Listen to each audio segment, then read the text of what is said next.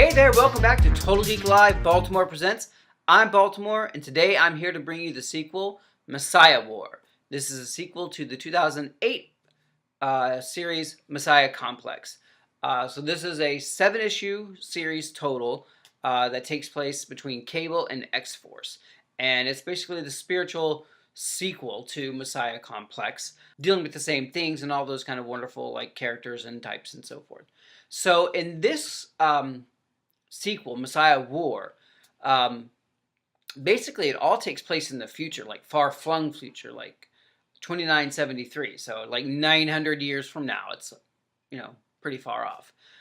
So Cyclops sends his X-Force team, which is a secret, covert, no one's supposed to know about these members. He sends them to the future with 32 and a half hours to figure out what's going on and where is Cable and Hope, and are they okay, and what's happening. And in the present, there's a lot of things going on. The Leper Queen is attacking. There's a lot of things going on. She's picking off, students from the X-Men and sending them and destroying them and using them as bombs, basically human bombs. It's really frightening. Did it with Hellion, did it with Surge, did it with Boom Boom. And it's really, the stakes are huge right there. If they don't get back in time, if they don't succeed in this mission, those three characters are dead and killed. And, these are characters that are, have a big fan base, vocal fan base. So that was like, wow, okay, we got to make sure that these characters, don't die. So this is written by Chris Yost, who were doing X-Force, and Dwayne Swiznerski, sorry about that, who was writing Cable at the time, with art by Mike Choi, Ariel Olivetti, and Clayton Crane. So the artwork is really fun, and it's like this has this like painted feel for some of it, which is really cool. It's very, very stylistic and really dark and brooding, which is perfect for this crossover. So the team is in the future, and they meet up with a 900-year-old or more than Deadpool. And he starts trying to pick them off because he doesn't know what's going on. Then he realizes, knows who they are. Each of the X-Force people have a time band on them that keeps them anchored, and if they're to rip it off, they would be sent back into present time.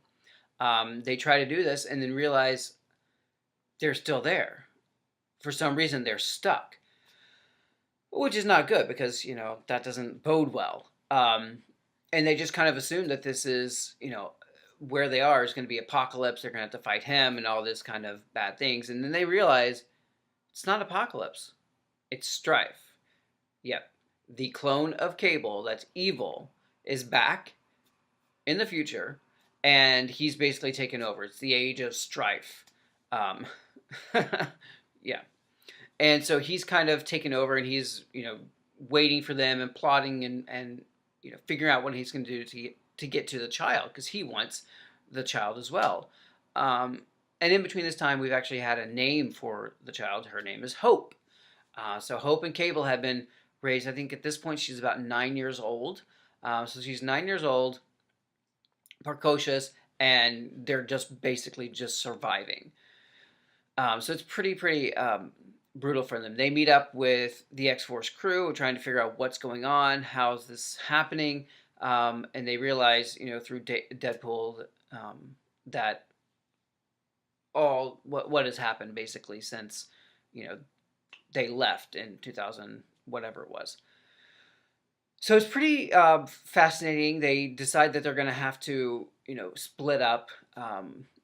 They can't beat Strife all themselves and figure out how to get back, so they split off into teams.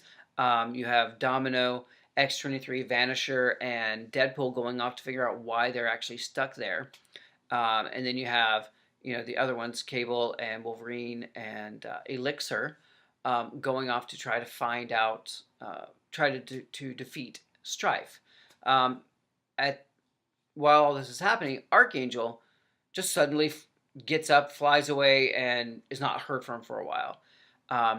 Because he sensed inside of him, due to Apocalypse's machinations for him, years and years ago, that Apocalypse is out there, and he finds him in this cave, almost dying, and he asks him to put him out of his mercy, and he goes, "No, I'm not going to do that."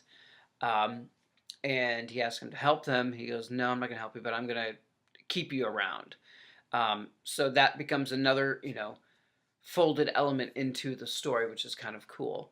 Um, so we see Cable and X-Men, Cable and Wolverine and Elixir trying to fight Strife. They're trying to use their powers. Elixir has a death touch. He tries to kill Strife, and Strife forces him to heal himself, and basically forces telekinetically Wolverine to keep stabbing himself and giving him, injury after injury after injury, which is kind of, crazy cool. Warpath has been captured by Strife, as well as, the child Hope, and he's tortured, and Hope is being, used as bait in basically all of this. So it's kind of fun. It's like I said, it's only 7 issues, so it's kind of quick. I mean, there's some ancillary issues that are tied in. It's in the trade paperback, which is sort of like giving some backstory to Bishop. Oh yeah, Bishop's here too, and he defeated Apocalypse along with Strife to kind of angle in. He goes, "Okay, Strife, I'll help you beat Apocalypse if you help me get Hope." So they're kind of buddy partner up, which is kind of crazy when you think about it. When one of the first crossovers that Bishop was in was basically Strife's first appearance. Strife was the big bad of it. So to see them working together is real, and not good, because like I said before, it's like I really don't like that Bishop has been changed and just he's not the character that I knew and loved and enjoyed. He's this kind of, okay, we need someone to be bad, and they just pick him. He's not recovered. He's not recovered from this. And it's been, 10, 12 years from this. So it's kind of, sad. So back to the story. Domino and her team have figured out that the reason they are stuck here is because a character named Kidden Nixon is stuck to Grey Malkin, which is one of Cable's ships that he uses. And Kidden Nixon, if you don't know, she was introduced in the early 2000s in a series called NYX, and it was basically like real life street characters in New York, and it's actually where X-23 debuted, and she and Kidden are friends. And so you see, she's definitely aged, she's old. Her power is to stop time. So basically she can stop time and do whatever she wants, and this has been exploited by Strife in order to, keep them there so he can do what he needs to do. And so he's keeping them there, and they have to decide how they're going to proceed. X-23 is vehement about not killing her because that's her first friend. And Domino ends up killing her because they have to stop the time thing, and the only way to do it is to eliminate Kidden. And it's this kind of heartbreaking scene, and it's really it's really a hard scene to watch. It's like you see this happening because you know that the connection is there, and you see X-23 Laura going out of her mind because she doesn't want that to happen, but it has to happen. So that kind of dramatic effect was really, really poignant. So back to the battle, they're fighting each other, and they end up getting the upper hand against Strife and Bishop and Apocalypse because he's back in the fold. Strife is defeated, and Apocalypse will rise again, as he always does. He actually also says that Hope is worthy vessel for him to transfer his essence to. And that's gross. So that's a little creepy. And of course, they are plucking themselves back into time. They're ripping their time cords off, and they're actually, returning back to the proper time. And just in time to save Hellion and Surge and Boom Boom. So they aren't killed by the Leper Queen and those the characters that are after them. So I liked Messiah War. I didn't love it. I thought it was interesting. I didn't think it was the best kind of sequel to Messiah Complex. It was a little bit of a letdown as far as the scope. I get it from a standpoint of the writers trying to build the story, and you have to age Hope up, to make her relevant.